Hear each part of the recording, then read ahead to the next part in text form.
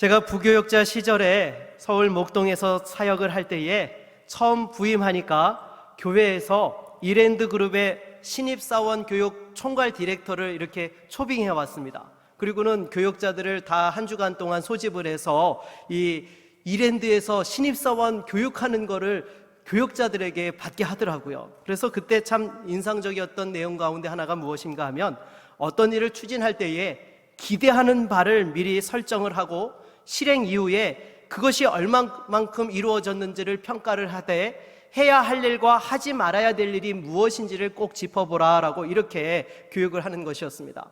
그래서 이후에 제가 그 교회에서 사역하는 동안에 어떤 계획을 하고 프로젝트를 할 때에 미리 사전 계획서를 제출을 하고 또 나중에 그것에 대한 결과 보고서를 제출하면서 그런 부분들을 이렇게 체크하였던 적이 있었는데요. 사실 그 교육을 받고 그 보고서를 쓸 때마다 제가 불만이 있었습니다. 제가 대기업에 취업을 했는가, 교회에 사역하라고 갔는데 이게 참 뭘 하고 있는지라는 그런 생각들이 가끔 들었습니다. 더욱이 그리고 제가 그 교회에서 사역을 하면서 미디어 팀장을 맡았었는데요. 어떻게 하면 효과적인 홍보를 할 수 있을지, 그 교회 안에서 또 이런 여러 가지 포스터를 어디에 붙이고 또 동영상을 어떻게 제작해서 어떠한 주제로 진행을 해야 될지 그런 부분에 대해서 늘 끊임없이 연구를 했습니다. 그래서 심지어 압구정 현대백화점의 디스플레이가 어떻게 되어져 있는지, 또 강남 신세계백화점에서는 광고를 어떻게 사람들의 동선과 연계해서 하고 있는지 그거를 정기적으로 가서 이렇게 또한 체크하고 교회에 그 어떻게 적용할 것인지에 대한 그런 보고서도 작성해서 올리기도 했습니다. 그래서 물론 제가 그것을 하면서 참 마치 기업의 홍보팀 대리로 있는 것처럼 생각이 들어서 뭘 하고 있나 싶은 생각이 들 때도 있었는데요. 그런데 사실 그 당시에 제가 그 교회에서 사역을 하면서 또 제자 훈련이라든지 또 목장에서 성도들의 그 나눔과 은혜의 풍성함들을 경험하면서 참 많은 것들을 훈련받을 수 있었던 시간이었습니다. 그래서 당시에는 사역을 하면서 한쪽에서는 기쁨도 있으면서 한쪽에서는 사실 불만이 있었어요. 왜냐하면 너무 인본주의적이고 인간적으로 모든 일들을 계획한다라는 그런 부분에 대한 좀 반감이 있었던 것이죠. 그런데 지나놓고 보니까 그때 받았던 훈련들이 제가 사역하는 데에 아주 귀한 도구가 되었다라는 것이죠. 사랑하는 여러분, 우리가 살아가면서 때로 내가 원치 않는 환경에 주어질 때가 있습니다. 하지만 그 상황들 속에서도 우리가 함께 믿음으로 최선을 다하며 달려나아갈 때에 그때의 경험이 반드시 저와 여러분들이 다시금 하나님께서 예비시켜 주시고 준비시켜 주셔서 큰 일을 감당하는 그러한 계기로 삼아 주시는 줄로 믿습니다. 어떠한 상황들 속에서도 끝까지 하나님의 섭리를 신뢰하며 나아가는 우리 모두가 될 수 있기를 바라겠습니다. 그렇다면 여러분, 우리가 신앙생활을 하면서 꼭 해야 할 일이 무엇일까요? 무엇이죠? 네, 말씀과 기도. 네, 맞습니다, 여러분. 우리가 신앙생활을 하면서 꼭 해야 될 일이 무엇이냐? 말씀과 기도. 말씀과 기도를 통하여서 성령 충만을 받고 하나님의 뜻을 깨닫고 주님과 동행하는 믿음의 삶을 살아야 되는 것입니다. 그렇다면 반대로 우리가 신앙생활에서 꼭 해서는 안 되는 일이 무엇일까요? 여러분, 그걸 가리켜서 다른 말로 하면 어떻게 표현할 수 있죠?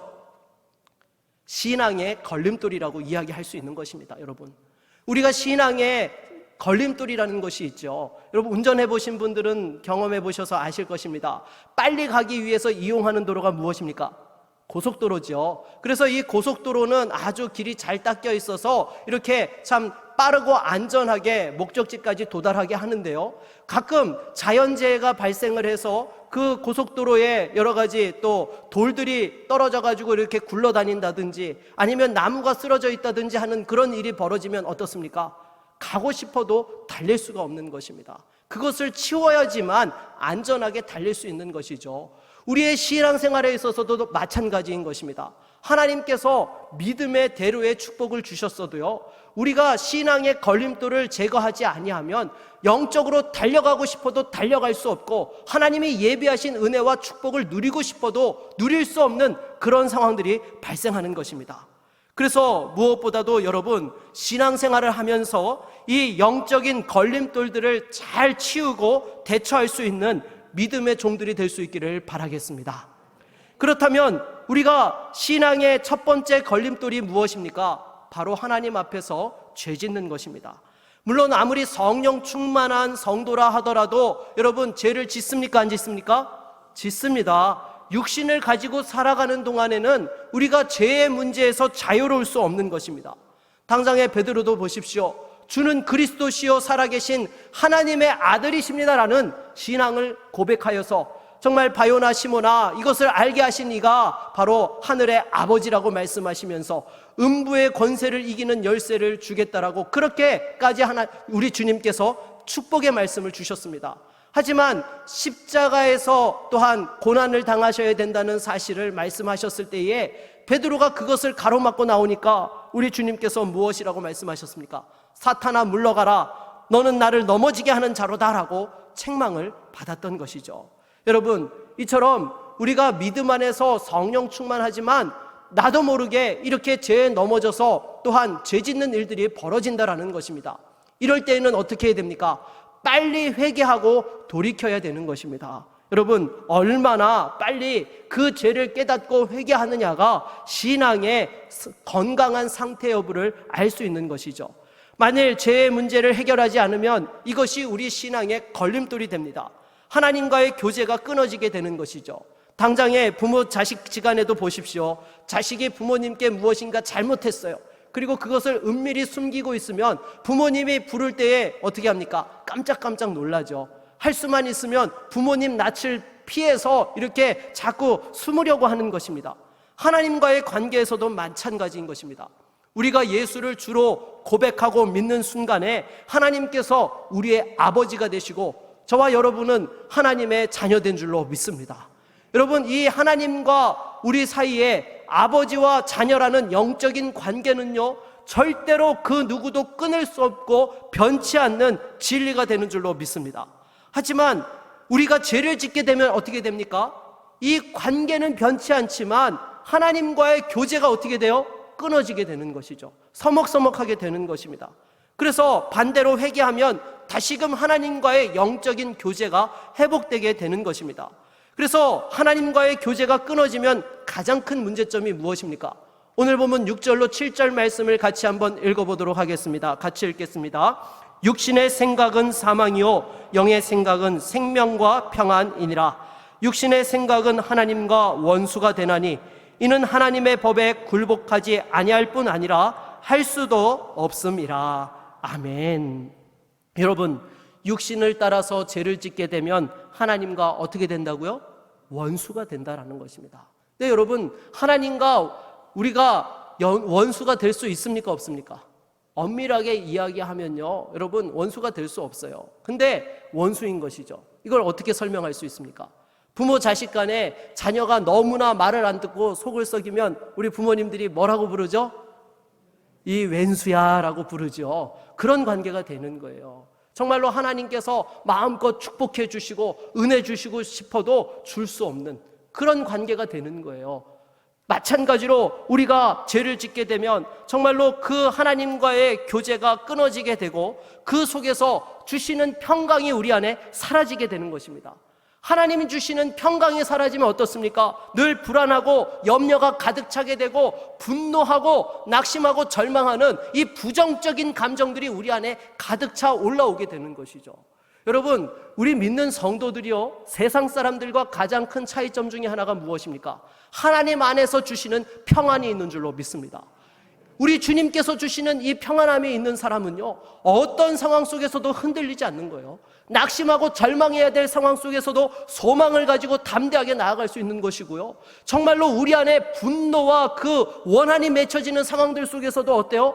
용서와 사랑이 우리 안에 샘솟듯 솟아나오게 되는 것입니다. 십자가의 은혜가 있기 때문에 그 하나님의 평안이 세상과 우리를 다르게 하는 것이죠. 그런데 우리가 죄를 짓게 되면요, 이 하나님의 평안이 사라지고 하나님과 교제하지 못하니까 늘 또한 죄를 짓는 죄의 악순환의 효과들이 나타나게 되는 것입니다. 다윗도 보십시오. 우리아의 아내 밧세바와 간음을 했을 때에 바로 회개하지 않고 있으니까 나중에 어떻게 되었습니까?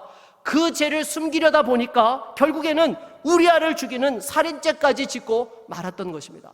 그나마 하나님께서 나단 선지자를 통해서 죄를 지적하셨을 때에 그 자리에서 침상을 눈물로 적시는 회개의 그 기도를 드리니까 계속 죄를 짓는 그 악순환의 고리를 끊을 수 있었던 것이죠.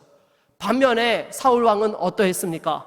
아말렉과의 전투에서 하나님 말씀에 불순종하고 사무엘 선지자를 통하여서 버림받았다라는 그 선언의 말씀을 전해 들었습니다.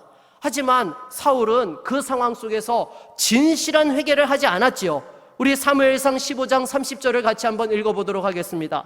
같이 읽겠습니다. 사울이 이르되 내가 범죄하였을지라도 이제 청하옵나니 내 백성의 장로들 앞과 이스라엘 앞에서 나를 높이사 나와 함께 돌아가서 내가 당신의 하나님 여호와께 경배하게 하소서 하더라. 아멘. 여러분, 이 말씀이 무엇입니까? 지금 하나님께서 사울을 버렸다고 말씀하셨어요. 그러면 이 사울 왕이 이 순간에 해야 될 일이 무엇이죠? 하나님 앞에 눈물로 회개해야 되는 거예요. 자기의 범죄함과 교만함과 하나님보다도 사람들을 두려워하였던 그 인간 중심의 마음들을 철저히 회개하면서 눈물로 나아가도 부족할 판에 지금 뭐라고 하고 있어요? 백성들 앞에서 자신의 체면만 생각하고 있는 것입니다. 당신의 하나님 여호와께 경배하게 함으로써 백성들과 장로들 앞에서 내 체면을 세워달라고 그런 부탁을 하였던 것을 보게 됩니다. 그러면 여러분, 하나님께서 심판을 선언하시면 우리 하나님께서 즉각적으로 심판을 선언하십니까? 아니요. 여러분, 성경을 읽어보십시오. 하나님께서는요, 심판을 선언하셔도요, 돌이키면 다시금 기회를 주시고 긍휼을 베풀어 주시는 자비의 하나님이신 줄로 믿습니다. 예레미야 18장 7절로 8절 말씀을 한번 읽어보도록 하겠습니다. 같이 읽겠습니다. 내가 어느 민족이나 국가를 뽑거나 부수거나 멸하려 할 때에 만일 내가 말한 그 민족이 그의 악에서 돌이키면 내가 그에게 내리기로 생각하였던 재앙에 대하여 뜻을 돌이키겠고. 아멘. 여러분, 하나님께서는요, 공의의 하나님이시지만 기본적으로 긍휼과 자비의 하나님이신 줄로 믿습니다. 회개하고 돌이키는 심령에 대해서는 절대로 외면하지 않으세요. 그래서 요나 선지자를 통해서 니느웨 땅에 회개의 메시지를 선포케 하셨을 때에 그 니느웨 성읍의 사람들이 가축에 이르기까지 베옷을 입고 눈물로 회개하였을 때에 어떻게 하셨습니까? 심판치 아니하시고 니느웨에 긍휼을 베풀어 주셨던 것입니다. 사랑하는 여러분, 하나님께서는요, 꺼져가는 등불도 끄지 아니하시고 또 상한 갈대도 꺾지 아니하시는 정말 자비의 하나님이신 줄로 믿습니다. 더욱이 죄에 대해서는 어떻게 처리하십니까? 우리 시편 103편 10절로 12절 말씀을 같이 한번 읽어보겠습니다. 같이 읽겠습니다. 우리의 죄를 따라 우리를 처벌하지는 아니하시며 우리의 죄악을 따라 우리에게 그대로 갚지는 아니하셨으니 이는 하늘이 땅에서 높음같이 그를 경외하는 자에게 그의 인자하심이 크심이로다. 동이 서에서 먼 것 같이 우리의 죄가를 우리에게서 멀리 옮기셨으며. 아멘. 여러분, 하나님께서는 어떤 죄가 있더라도 회개하고 돌이킬 때에 그 죄에 대하여 용서하여 주시고 그 관계를 회복시켜 주시는 줄로 믿습니다. 그런데 여러분, 문제가 한 가지 있습니다. 무엇입니까?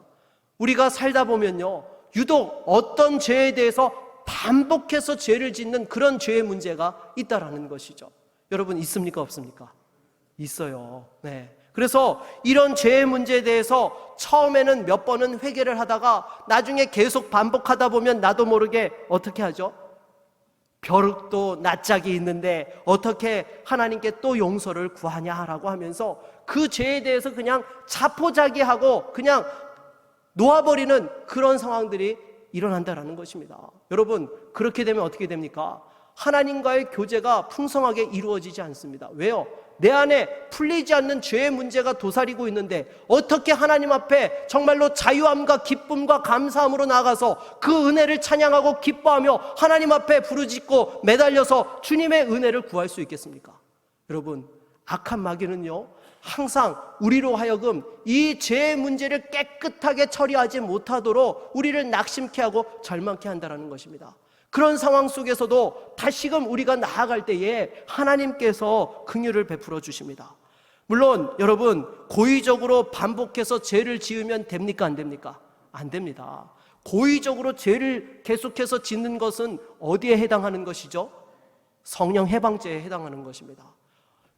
하나님 앞에서 정말로 내가 죄인인 것을 깨달아서 진실한 회개를 한 사람은요, 물론 우리의 연약한 그 죄성의 문제 때문에 어쩔 수 없이 넘어질 수는 있어요. 마치 여러분, 도박을 하는 사람이 도박을 끊기로 결단하고 손가락을 자르면 나중에 뭘로 도박을 한다고 그래요?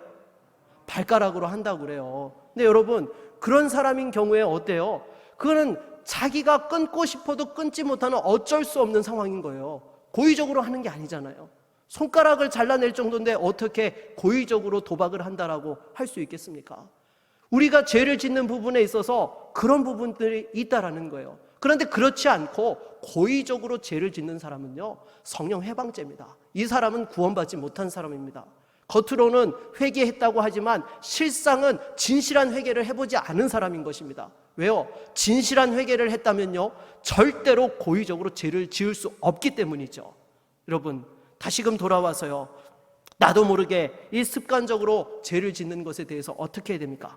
그럼에도 포기하지 말고 회개하며 하나님 앞에 나아갈 수 있기를 바라겠습니다. 시편 103편 12절 말씀을 다시 한번 읽어볼까요? 같이 읽겠습니다. 동이 서에서 먼 것 같이 우리의 죄가를 우리에게서 멀리 옮기셨으며. 아멘. 여러분, 동과 서는 만날 수 있는 관계입니까? 만나지 못하는 관계입니까? 절대로 만나지 못하는 관계인 것입니다. 동이 서에서 먼 것 같이 우리의 죄가를 옮기셨다라는 것은요, 하나님께서 우리가 회개하고 돌이키면 이전에 지었던 그 죄에 대해서는 다시는 생각하지 아니하시고 그것에 대해서 카운트하지 아니하신다는 것입니다.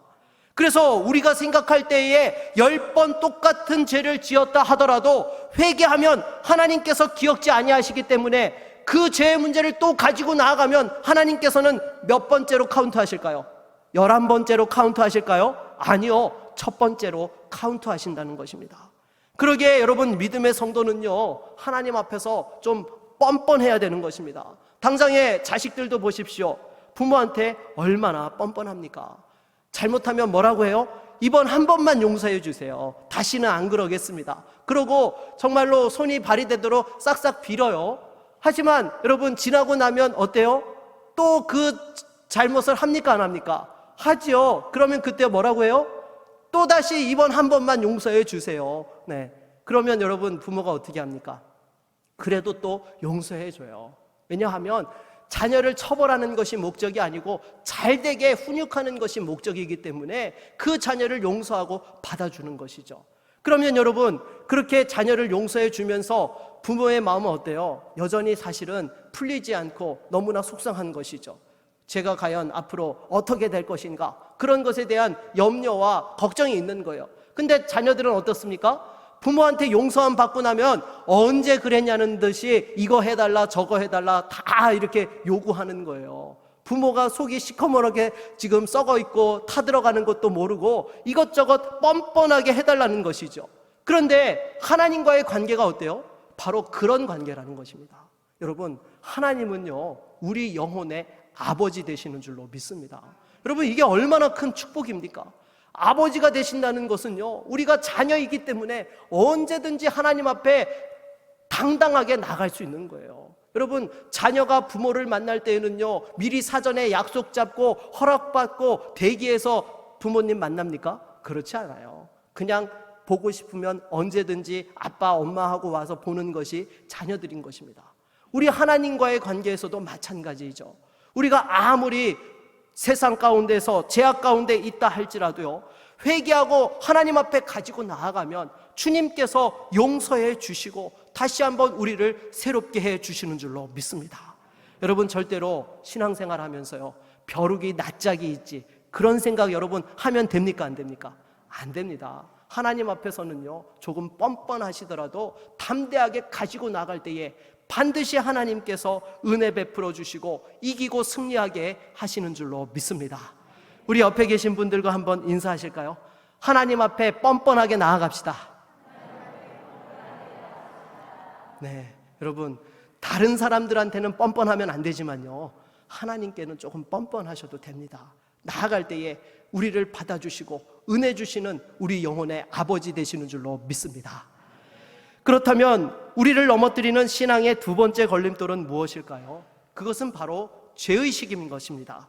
죄를 해결하기 위해서는 하나님 앞에 우리가 가지고 나아가서 용서함을 받고 해결함을 받는데요, 여러분, 우리가 그것에 대해서 죄 용서함을 받았다라는 확신을 갖지 못하고 여전히 죄의식에 사로잡히게 되면 어떻게 됩니까? 우리가 영적으로 자꾸 움츠러들게 되는 것이죠. 무엇인가 하나님 앞에 담대하게 믿음으로 나아가서 하나님을 만나고 은혜를 경험해야 되는데, 나 같은 것이 어떻게 하나님 앞에 감히 나아갈 수 있을까라고 하면서 이렇게 하나님과의 관계를 정말 교제하는 것을 두려워하고 멀찌감치 이렇게 멀리 서다 보면 나중에 사단의 밥이 되어서 넘어지고 마는 것입니다. 그런데 여러분, 분명히 기억해야 될 것이 있죠. 우리는 원래 어떤 존재이죠? 하나님 앞에서 의인입니까? 죄인입니까? 죄인입니다. 죄인도 그냥 죄인이 아니죠. 한심한 죄인이 바로 저와 여러분들인 줄로 믿습니다. 여러분, 솔직히 우리가 정말로 하나님의 은혜 없이 어떻게 구원받을 수 있습니까? 조금도 우리가 하나님 앞에 내어놓을 수 있는 공로가 아무것도 없지 않습니까? 그래서 처음 우리가 그 사실을 깨닫고 예수 그리스도께서 우리를 향해서 베풀어 주신 그 놀라운 십자가의 은혜와 사랑을 깨달으면 정말 눈물과 콧물을 쏟으면서 회개하면서 감사의 기도를 드리는 거 아니겠습니까? 그런데 그렇게 회개하고 나서 예수 믿고 나면 여러분, 우리 안에 정말로 내가 의인이라고 그렇게 정말 프라이드가 생겨가지고 고개를 뻣뻣하게 들고 다닙니까? 그렇지 않습니다. 믿음이 깊어지면 깊어질수록 하나님께서는 우리를 의롭다고 하지만은 우리가 얼마나 연약하고 죄인인 것을 더 깊이 경험하게 되는 것이죠. 사도 바울도 보십시오. 다메섹 도상에서 회심하고 사도의 직분을 감당하면서 얼마나 믿음의 선한 싸움들을 감당하였습니까? 40에 감한 그 매를 맞기도 하였고, 돌로 쳐 맞아서 죽을 뻔하였고, 또 바다의 깊음 가운데서 얼마나 죽다 살아나는 고비들을 경험을 하였습니까? 그렇지만 이 사도 바울이 자신에 대해서 나중에 뭐라고 고백해요? 나는 죄인 중에 괴수다라고 고백을 하고 있습니다. 이것은 단지 이전에 예수님을 핍박하고 성도들을 핍박하였기 때문이 아닌 것입니다. 정말로 그 하나님의 은혜와 사랑을 경험하면 경험할수록 자신의 죄인됨이 너무 깊이 깨달아지니까 죄인 중에 괴수라고 고백한 것이에요. 마치 그런 것과 같습니다.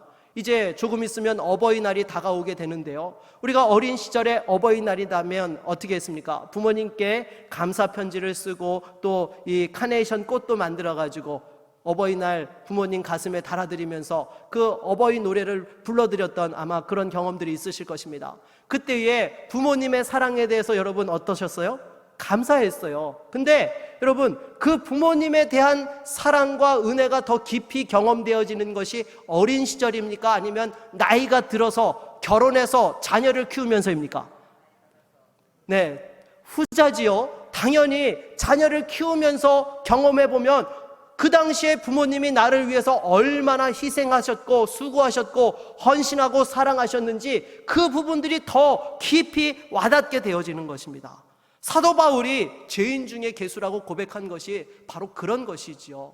하나님에 대한 그 놀라운 은혜와 사랑을 경험하면 경험할수록 자신의 그 죄인됨을 깊이 깨닫고 그와 같이 고백하였던 것입니다. 그러기에 여러분, 우리의 연약함과 죄인됨을 느낄 때 어떻게 해야 됩니까? 두 가지 태도를 보이게 되는 것입니다. 하나는요, 정말로 내가 죄인이라는 사실 앞에서 이 죄의식에 사로잡혀가지고 하나님 앞에 감히 나아갈 수 없는 자라고 이렇게 절망하고 뒤로 물러가는 그런 모습들을 보일 수가 있습니다. 그리고 또 한 가지는 무엇입니까? 그럼에도 십자가에서 보혈을 쏟으시사 나를 구원해 주신 그 하나님의 은혜에 감격하면서 정말 나 같은 자를 자녀 삼아 주셨고 의롭다고 불러주신 그 은혜에 감격하며 믿음으로 자유함을 누리며 나아가는 그런 믿음의 성도가 있다라는 것입니다. 사랑하는 여러분, 죄인됨을 느낄 때에는요, 여러분, 죄의식에 사로잡히는 것이 아니라 하나님 베풀어 주신 은혜에 감격하며 감사할 줄 아는 믿음의 성도가 되어야 하는 줄로 믿습니다. 그래서 오늘 본문 1절로 2절 말씀을 보면 무엇이라고 말씀하고 있습니까? 우리 한번 같이 읽어보겠습니다. 그러므로 이제 그리스도 예수 안에 있는 자에게는 결코 정죄함이 없나니 이는 그리스도 예수 안에 있는 생명의 성령의 법이 죄와 사망의 법에서 너를 해방하였음이니라. 아멘.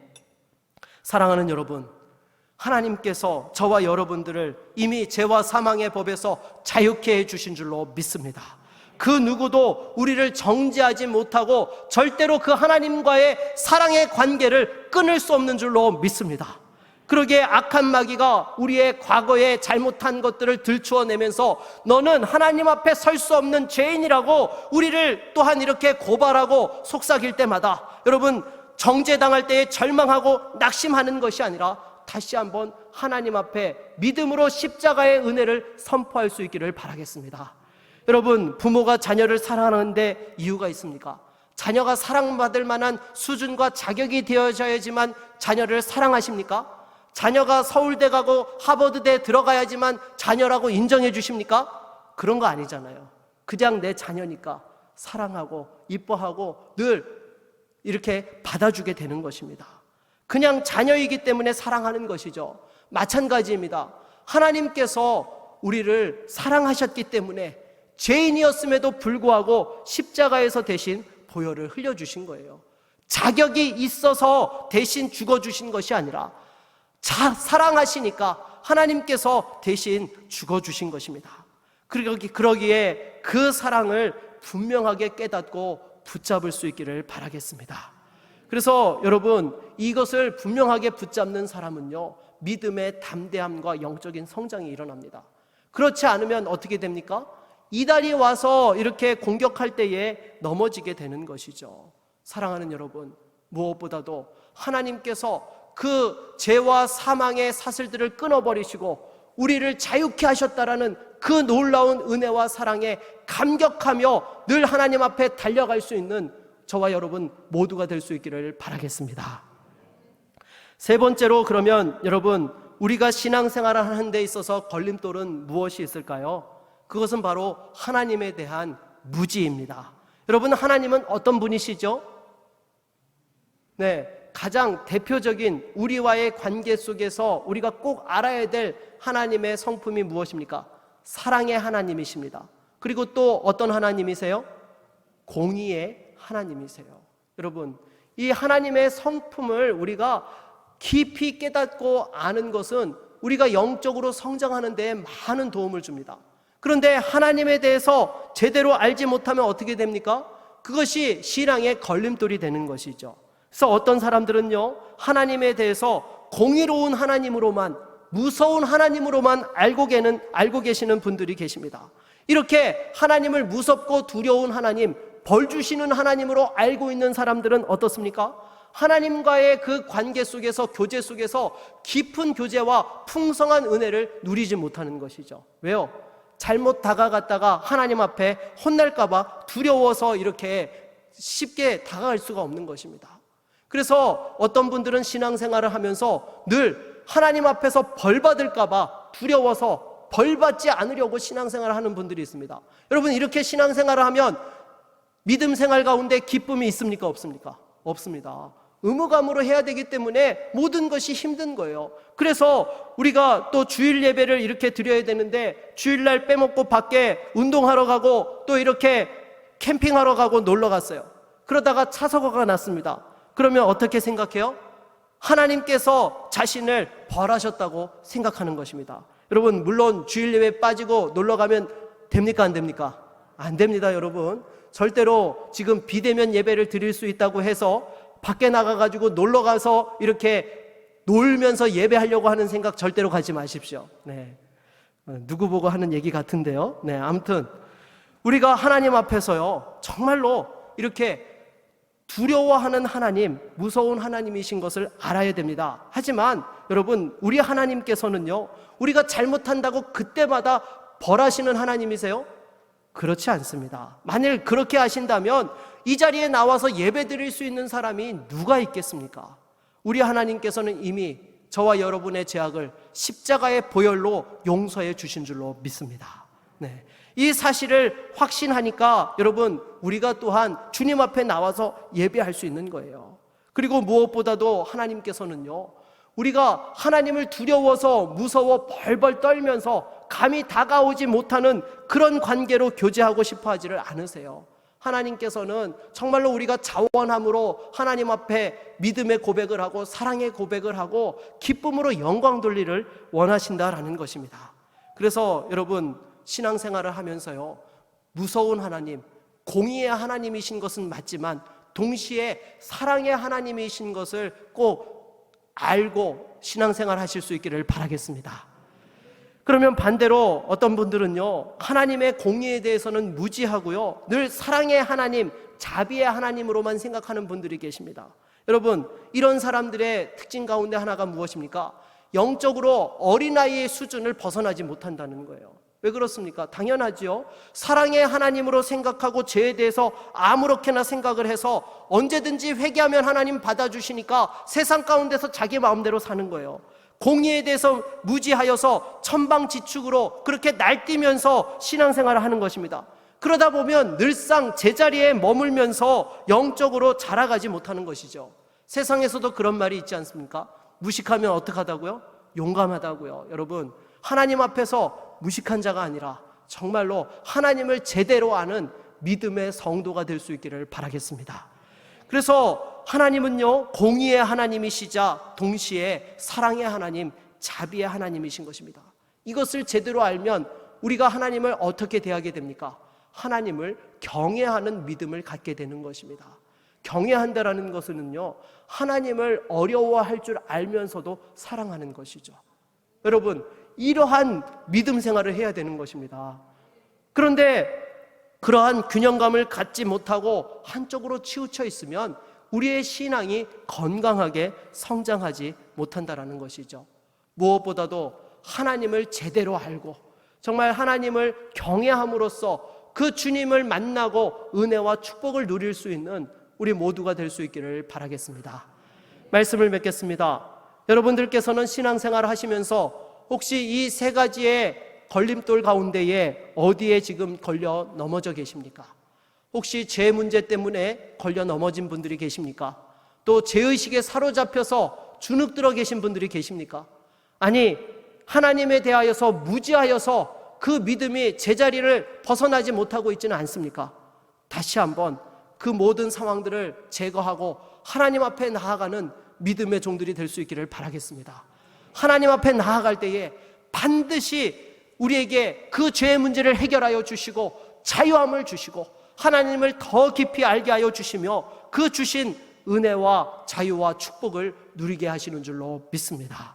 날마다 신앙의 걸림돌을 치우고 무엇보다 그 믿음의 대로를 마음껏 달려가며 쓰임받고 영광 돌릴 수 있는 우리 모두가 되기를 주의 이름으로 축원합니다.